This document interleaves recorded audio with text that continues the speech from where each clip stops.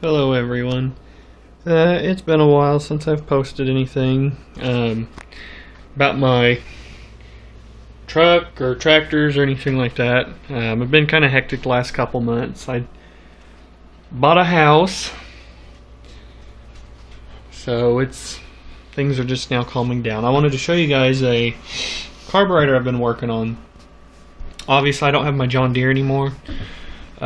This is actually a friend of mine's who owns, it's either 1956 or 1957 Allis Chalmers WD-45. He's been trying to get it started for a while now. He went to go take the battery out of it and dropped the battery and yanked a whole bunch of wires out. So needless to say, he's kind of put me in charge of rewiring the whole thing. So, in the process of rewiring it, the thing sat for the last 2 years. I yanked this thing off, and man, it was a mess. You can't even see in there.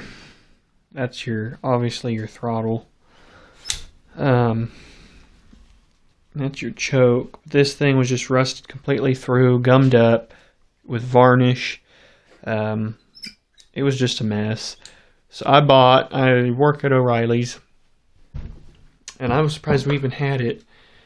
This is a Walker fuel system repair kit. Never even heard of them, and I work at the warehouse. Part number 778-515. And that services the Marvel Shebler. This one's a TSX 871, which is on that brass tag there. Really simple to do. All you've really got to do is undo the 4 bolts and pop it off basically, and everything's there. This one was actually found something interesting out. He runs gas with it, but his tractor was originally a distillate tractor, which is kind of a weird mix between kerosene and gas. It's kind of somewhere in between there. They call it tractor fuel. Which also means his engine is lower compression than a gas tractor. It's like a 4.5 or 4.75 to 1. Even my John Deere B had like a 6.5 to 1 to run gas. It's pretty low. Anywho, but you can still run gas with these, and it doesn't have the main jet up here like a lot of the Marvel Shebler does on these. I can't remember if they call them updraft or downdraft carburetors. This one's got it right there. But underneath that, you've got your main jet. Well, not the main jet. The main jet's actually, well, I can't remember. Cleaned all that up. That's your main. That's kind of your power adjust valve for. I'm not even going to say high RPM because it's not technically high RPM. Just means under load. And then this one's your air mixture screw, and that's basically just to get your idle smoothed out. And then obviously on your throttle you've got that screw there, which just sets your idle speed. So that's your idle speed. That's basically your idle mixture to make sure it's getting the proper air. And then you can put them up to high RPM to adjust it. You're actually supposed to put them under load, like running a belt pulley or something.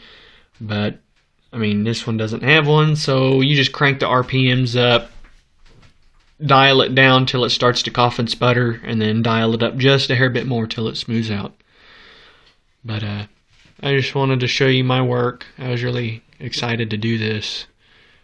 New gaskets, new screws in the top of that, new main jet, I'm trying to think, the float tested good.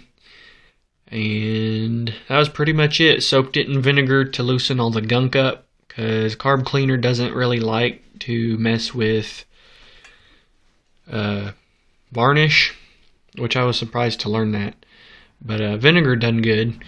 And then use the carb cleaner to finish cleaning everything out. Put the new parts together, dry everything up. And then this one I actually painted. It was just well, the carb cleaner took most of the orange paint off.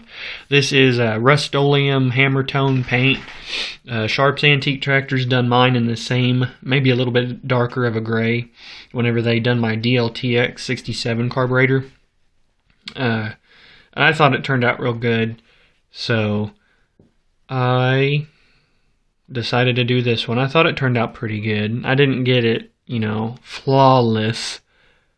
I could have done better. There might be a paint chip, come up here and there, but dried real well. I like the finish on it, and it's really going to stand out on that tractor.